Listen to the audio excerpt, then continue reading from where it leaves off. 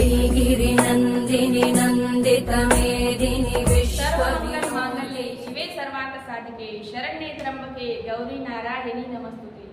जागर स्त्री शक्तीचा आजपासून सुरू होणाऱ्या नवरात्रीच्या सर्वांना शुभेच्छा। ती आहे, ती होती, ती राहील देशासाठी, युगासाठी, महाराष्ट्राच्या यशासाठी। ती म्हणजे उत्पत्ती, ती म्हणजे स्थिती, शांता, दुर्गा, भवानी रूप सरस्वती। शारदा ती म्हणजे संयम, ती म्हणजे प्रलय, तिच्यातून पुरुषार्थ ती नसता विलय। तिने सावरणं, तिने सांभाळणं, तिने जपणं, तिने जोडणं, तिने जन्म देत राहणं। कष्टाने, त्यागाने, प्रेमाने, मायेने, श्वासाने, विश्वासाने, आणि म्हणूनच तो घडला, त्याने महाराष्ट्र घडविला। बघा निनाद तो, तिच्या कर्तृत्वाचा डंका, जिजाऊ ती, संस्कार ती, आदर्श ती, आशय ती पंढरीची रुक्माई, ती संत रूप मुक्ताई, ती शक्ती, मुक्ती, युक्ती, भक्ती, अनन्य युक्ती, ती शिक्षण क्रांती सावित्री ती, ज्ञानविद्या रमाई, समाजसेविका दुर्गा ती, वैद्यकीय आनंदबाई, असामान्य आयुष्य ती, निग्रहाचा आग्रह ती, कल्पनेचे कार्य पंकक्षितिज उंच भरारी ती, अशक्य काय हो तिला, कवयित जग जिंकी बघा, त्या भारतरत्न लता, मूर्तिमंत स्मिता, राज्यकर्त्या प्रतिभा, कर्तव्य दिव्य प्रभा, किशोरी एकता राज्यात, विकास श्रेया सुप्रिया, नितळ स्वप्न उजळू दे, देश गर्व निर्मिती, ती अन्य प्रगतीची महाराष्ट्र युगस्त्री ती।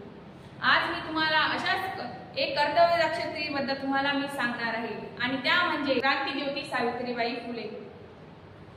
क्रांतीज्योती सावित्रीबाई फुले ह्या भारतातील पहिल्या शिक्षिका, त्या शिक्षिकाच नव्हे तर उत्तम कवयित्री, समाजसेविका होत्या। त्यांना महिलांच्या मुक्तिदाता असेही म्हटले जात असे। त्यांनी आशिया खंडातील पहिली शाळा काढली। महात्मा ज्योतिराव फुले यांच्यासह त्यांनीही स्त्री शिक्षणाच्या कार्यात मोठी कामगिरी बजावली। त्यांनी स्त्री आणि शूद्र यामध्ये शिक्षणाचा प्रसार केला। त्या भारतातील पहिल्या मुख्याध्यापिका सुद्धा होत्या। सावित्रीबाई फुले यांचा जन्म 3 जानेवारी 1831 साली सातारा जिल्ह्यातील नायगाव येथे झाला। त्यांच्या आईचे नाव लक्ष्मीबाई व त्यांच्या वडिलांचे नाव खंडोजी नेवसे पाटील होते। लग्नाच्या वेळी सावित्रीबाईंचे वय 9 वर्ष होते, तसेच ज्योतिबांचे वय हे 13 वर्ष होते।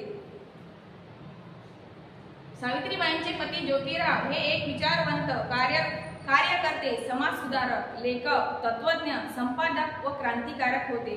परंतु सावित्रीबाई ह्या शिकलेल्या नव्हत्या, त्यांना लिहिता वाचता येत नव्हतं। ज्योतिरावांनी त्यांना शिकवलं। त्यावेळी मुलींची अवस्था खूप दयनीय होती, मुलींना शिक्षण घेण्याची परवानगी नव्हती। ही कुठेतरी पद्धत मोडण्यासाठी त्यांनी मुलींना शिक्षण देण्यासाठी 1 जानेवारी 1848 मध्ये पुणे येथील भिडेवाड्यात मुलींसाठी पहिली शाळा सुरू केली। जेव्हा त्यांनी शाळा सुरू केली तेव्हा त्यांच्या शाळेत फक्त 6 मुली होत्या। नंतर त्या खूप प्रमाणाने वाढल्या। जेव्हा सावित्रीबाईंनी शाळा सुरू केली त्यांना समाजविरोध खूप झाला, पण त्यांनी हार मानली नाही। लोकांनी त्यांचा खूप अपमान केला। शाळेत जाताना त्यांच्यावर दगड, शेण वगैरे टाकत होते, पण त्यांना न जुमानता सावित्रीबाई जेव्हा शाळेत जात होत्या तेव्हा 2 कपडे सोबत नेत होत्या, कारण की लोकांनी त्यांच्यावर दगड, शेण फेकलं तर त्या शाळेत जाऊन ते कपडे बदल आणि मुलींना शिकवत होत्या। एवढा अपमान करूनही त्यांनी ती स्त्री शिक्षण सुरू ठेवले। तसेच सावित्रीबाई आणि ज्योतिबा यांना त्यांचे मूल नव्हते। एका विधवा ब्राह्मण बाईचे मूल त्यांनी दत्तक घेतले व त्याचे नाव यशवंत ठेवले। तेव्हा केशवपण म्हणजे विधवा बायाच्या डोक्यावरील सर्व केस कापून टाकणे ही पद्धत बंद करण्यासाठी नावी लोकांचे प्रबोधन करणे, पुनर्विवाह कायदा करणे असे अनेक कामे सावित्रीबाईच्या कल्पनेतून पार पडली। सत्यशोधक समाजाच्या कार्यासाठी त्यांनी मोठा सहभाग घेतला। 1896-97 साली प्लेगची साथ आली। त्या प्लेगच्या रुग्णांची सेवा करता करता सावित्रीबाईंनाही प्लेगची लागण झाली।